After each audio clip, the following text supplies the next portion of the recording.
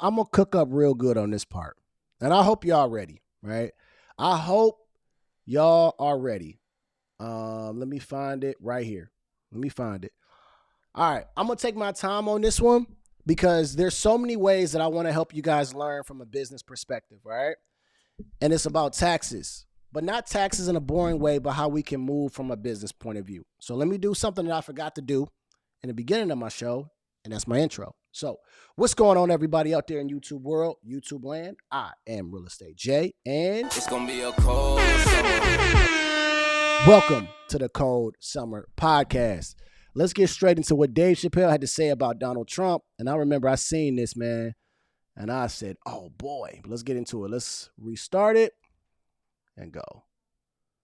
Understand why Trump was so popular, but I get it because I hear it every day. He's very loved. And the reason he's loved is because people in Ohio have never seen somebody like him. He's what I call an honest liar. That first debate, I've never seen a white male billionaire screaming at the top of his lungs, this whole system is rigged, he said. And across the stage was a white woman, Hillary Clinton and Barack Obama, sitting over there looking at him like, no, it's not. I said, now, wait a minute, bro. It's what he said. And the moderator said, well, Mr. Trump, if in fact the system is rigged, what would be your evidence? Remember what he said, bro? He said, I know the system is rigged because I use it. Yes, sir. I said, God damn. And then Hillary Clinton tried to punch him in the taxes. She said, this man doesn't pay his taxes. He shot right back. That makes me smart. And then he said, if you want me to pay my taxes, then change the tax code. But I know you won't because your friends and your donors enjoy the same tax breaks that I do. And with that, my friends, the star was born. Why do you don't understand why Trump? So I'm about to get into this, man, and I'm gonna get into this for real. All right. Let me show y'all something, man. This is where we got to look at this from a business perspective, a business standpoint, because this is what we got to do. This is business, not personal, Sonny. Anybody mad at Trump for him not paying his taxes, they don't understand the name of the game. The name of the game is not to give Uncle Sam all your money. And so when you see wealthy and rich people, they like to buy assets so that they don't have to pay as much taxes. One of the main and biggest things that they will buy is real estate, because you can write off so many things for real estate, and you can depreciate just a residential home for like 27 and a half years. And if it's commercial, you can write them off for more. Where am I getting at? So Trump, we got mad at Trump, right? Speaking as a society, right? It was a big story. He only paid like $700. That man is a genius. Where's his tax accountant? We probably can't afford him. But the reason why he's a genius is because the name of the game is to keep the money that you make. It's not to make a bunch of money and give it all away to Uncle Sam. No, that's not what you do. That's why you have people that buy assets that pay them back in cash flow, or they get residual payments, or they get equity in a company or something, because they rather buy something big and save on taxes than pay it all. So right here, what I'm going to tell you guys is from now on, I want us to look at everything that we do from a business standpoint. You ready? The moment you wake up in the morning and you pick up your phone is now a business. You know how you can make your phone a business? By making business phone calls. The moment that you see an email that came to your email, you now can turn that into a business expense. So now your phone can be a business expense instead of you paying it on a personal level. All right. Now, again, we're going to look at every little thing from a business perspective from the moment you wake up to the moment you go to sleep. You know what else you're going to do? You're going to put on your uniform, right? I got a nice little Nike shirt up there that I got from Dick's, right? Nice Nike shirt, right? Got a couple. When you put your logo on there, you can now write off that shirt. Imagine if you got a team of people, you can write off those shirts, right? Now you're going to go ahead and get into your car. But see, the problem here is the car that you're going to have, you're going to make sure it's in your business name when you buy it. We'll get to that in a second. But now that car, you're going to drive to your office, to your business meeting, to a brunch. That car is now a business. That car is now a business expense. You want to get some gas? Gas. There's a certain percentage that the IRS will say you can get X amount of cent per mile. track your miles. Now your car is a business expense. You want to go to your office if you got one, you pay a monthly rent, now it's a business expense. You go to the lunches, you go to seminars, you get a plane ticket, you got to go to a seminar somewhere in Arizona or in California. The plane ticket is a business expense. The hotel is, your rental car will be, everything that you will do can be a business expense.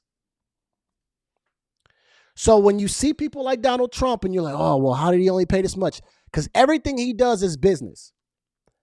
I'm going to tell you, and I'm not here to brag, but I'm going to tell you why this is exactly what I do. I would say about 75% to 85% of the things that I do, I'll just be 75 to 80% of the things that I do are business related, and I can write them off on my taxes. And this is why I don't just be out here hanging out and chilling, because it's not a business expense. It ain't going to make me no money. It's not.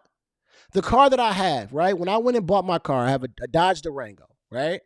When I went and bought my car, my Dodge Durango in December, right? 2 years ago.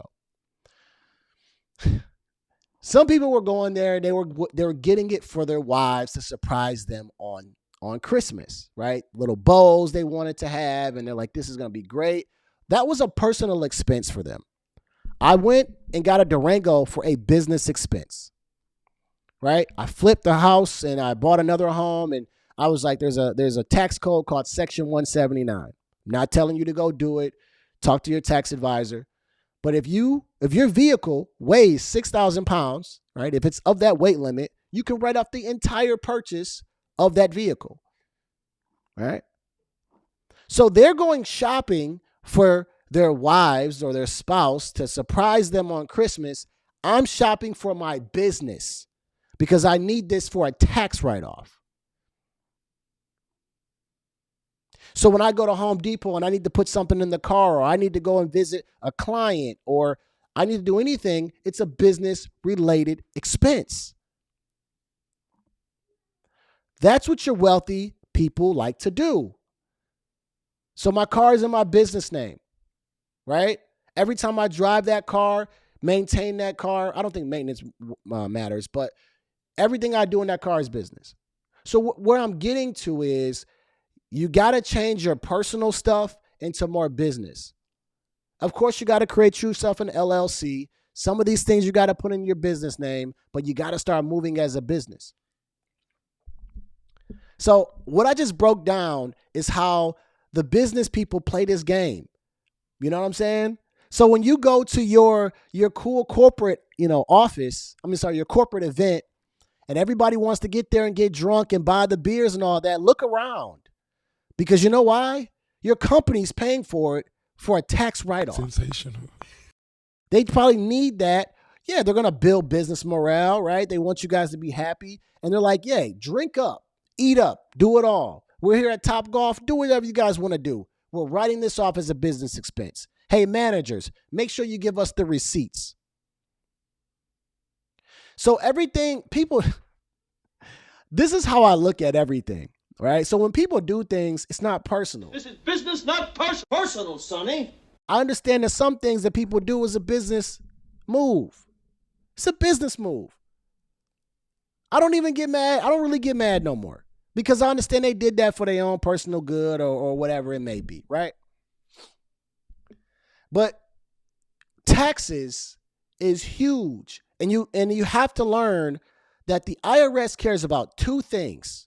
And this is one thing I would tell you to take away from the Cold Summer podcast. It's gonna be a cold summer. They care about it being an ordinary and business.